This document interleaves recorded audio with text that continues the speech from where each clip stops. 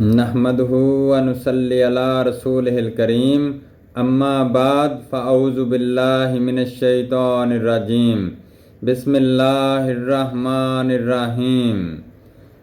یہی آرزو ہے کہ تعلیم قرآن و سنت عام ہو جائے، ہر پرچم سے اونچا پرچم اسلام ہو جائے۔ سامعین و ناظرین محترم، آپ دیکھ رہے ہیں میرا ڈیجیٹل چینل انجینئر علی جٹ 407 یعنی انجینئر علی جٹ 407۔ آپ یہ ویڈیو یوٹیوب پہ بھی دیکھ سکتے ہیں اسی نام کے ساتھ، انسٹاگرام پہ بھی اور دیگر چینلز پر بھی انشاءاللہ آپ ضرور دیکھیں گے۔ تو سامعین و ناظرین محترم، آج مجھ سے بہت سے دوستوں نے سوال کیا ہے اور جو قرآن پاک کو سمجھنا چاہتے ہیں وہ اکثر یہ سوال کرتے ہیں کہ قرآن پاک میں پچھلے لوگوں کے قصے اور واقعات کا مقصد کیا ہے، قرآن پاک نے کیوں پچھلے لوگوں کے قصے بیان کیے ہیں، ان کا بیان کرنے کا مقصد کیا ہے۔ تو آئیے سامعین و ناظرین محترم اس کا جواب تلاش کرتے ہیں قرآن حکیم کی روشنی میں، قرآن پاک سے ہی جواب تلاش کرنے کی کوشش کرتے ہیں۔ تو غور سے سنیے گا اس ویڈیو کو، انشاءاللہ تعالی آپ کو بہت سی اسلامی معلومات حاصل ہوں گی۔ تو ہمارے ساتھ جڑے رہیے گا، ویڈیو کو لائک کیجیے گا اور چینل کو سبسکرائب کر کے دوستوں تک پہنچائیے گا۔ بہت شکریہ آپ کا۔ تو آئیے چلتے ہیں اس جواب کی طرف کہ قرآن پاک میں پہلے لوگوں کے، پیغمبروں کے اور دیگر لوگوں کے قصے واقعات کیوں بیان کیے گئے ہیں۔ قرآن پاک میں اللہ تعالیٰ کا ارشاد ہے، سورہ نمبر 4 ہے اور آیت نمبر 26 ہے، اور سورت کا نام ہے سورہ نساء، جس کا اردو ترجمہ ہم آپ کے سامنے پیش کریں گے۔ اردو ترجمہ یہ ہے سورہ نساء کا آیت نمبر 26 کا کہ اللہ چاہتا ہے کہ تمہارے لیے اپنے احکام کی وضاحت فرما دے اور تمہیں ان نیک لوگوں کی راہوں پر چلائے جو تم سے پہلے ہو گزرے ہیں، اور تمہارے اوپر رحمت کے ساتھ رجوع فرمائے، اور اللہ خوب جاننے والا ہے، بڑی حکمت والا ہے۔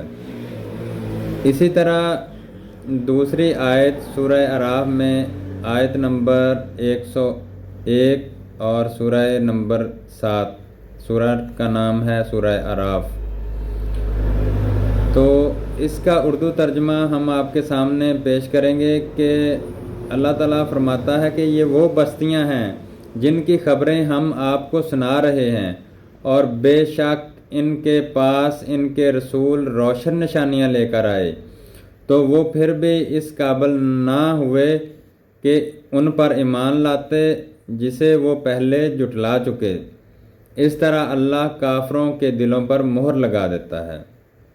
تو سامعین و ناظرین محترم، آپ نے یہ تراجم سنے اور آپ کو یہ اندازہ ہو گیا ہوگا کہ نیک لوگوں کے جو قصے ہیں قرآن پاک میں بیان کیے گئے، ان کا مقصد یہ ہے بیان کرنے کا کہ لوگ نیک لوگوں کے راستے پہ چلیں، ان کی زندگی پر عمل کریں، جیسے ان کے عقائد و نظریات تھے ویسے ہی عقائد اور نظریات رکھیں، اور اپنی زندگی کو اللہ تعالیٰ اور اس کے رسول صلی اللہ علیہ وآلہ وسلم کے پیارے فرمان کے مطابق گزاریں اور کامیاب ہو جائیں۔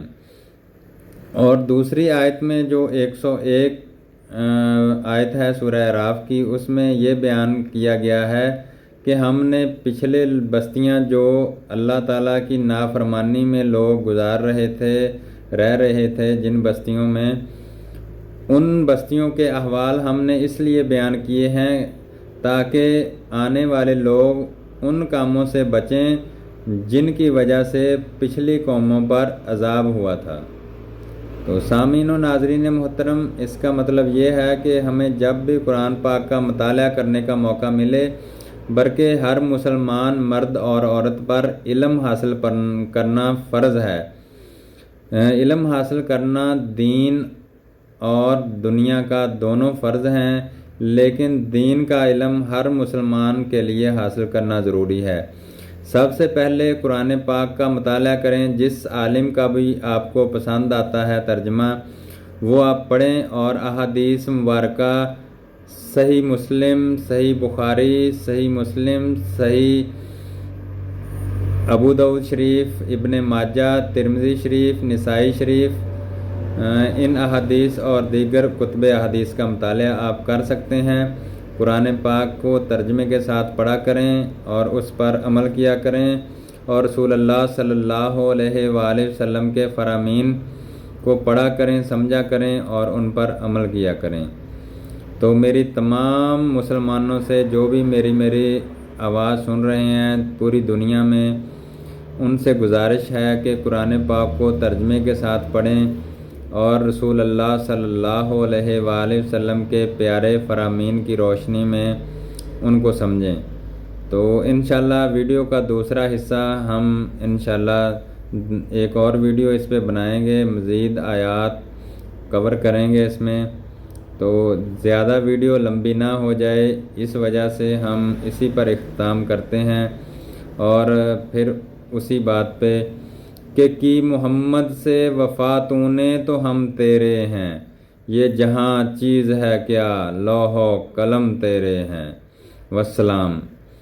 اللہ تعالیٰ سامعین و ناظرین محترم جتنے بھی میرے سامعین ہیں، ناظرین ہیں، سب میرے لیے محترم ہیں۔ اللہ تعالیٰ آپ سب کی زندگی خوشیوں سے بھر دے اور ایمان والی لمبی زندگی عطا فرمائے۔